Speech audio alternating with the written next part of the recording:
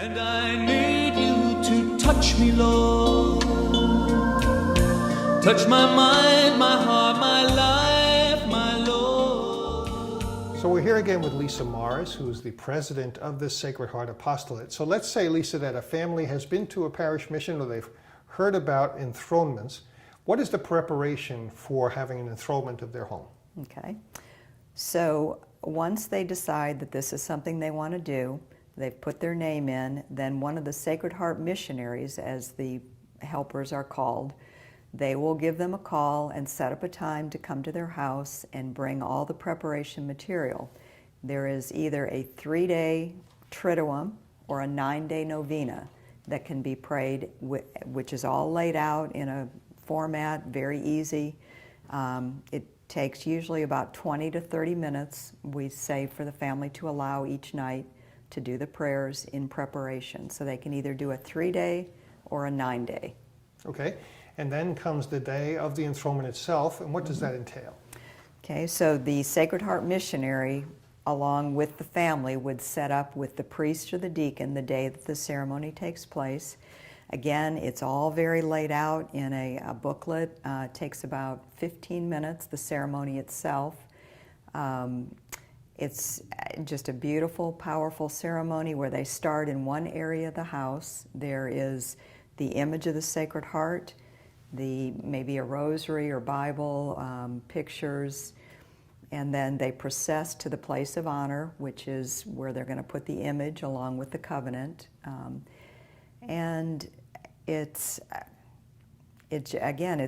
hard to explain the power behind that ceremony, that the words that are spoken within the ceremony. There's, the covenant to the Sacred Heart, and it's just pledging your loyalty to him as king of your family.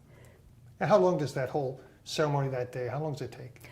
Just about 15 minutes is all. Okay, and can we invite other people, or is it just for our family? No, you absolutely invite as many as you want, because it's a real way of evangelizing too.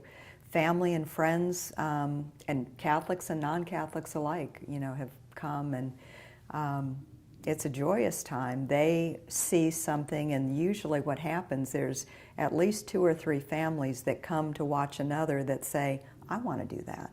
So it spreads that way.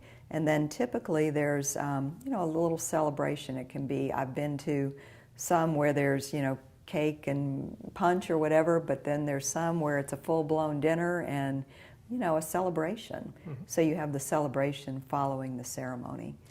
And enthronements are not just for families, are they? No. In fact, I've got a story of a family, a doctor, and his wife did the enthronement in their family, and about a year later he came to me and said, I would like to do the enthronement over my practice as a doctor. And so what would that take? And so I gave him the preparation material again. He did a 3-day novena or a 9-day novena. And then the parish priest went to his office and he did the enthronement over his practice as a doctor. And he said it was life-changing. That's great. Yeah. That's great. So it can be over a vocation, a business, a parish, a school. The possibilities are endless. And the enthronement doesn't just involve hanging up a picture and you're done with it, does it? There's more to it than that. No, it's a way of life. It's a one-time event, so it's a one-time enthronement, but it's a way of life. It's living out, what Jesus is asking us in the gospel. Again, to just be his messengers and share his love. A lot of times people find themselves wanting to go to Mass more, confession more, reading more. Again, I look back on the families that have done the enthronements, and they are the ones that are out there in the community, in the diocese, doing amazing work. So a simple home ceremony that can change lives sounds like a great thing. Thanks for sharing. It is. To touch me, Lord. Touch my mind, my heart.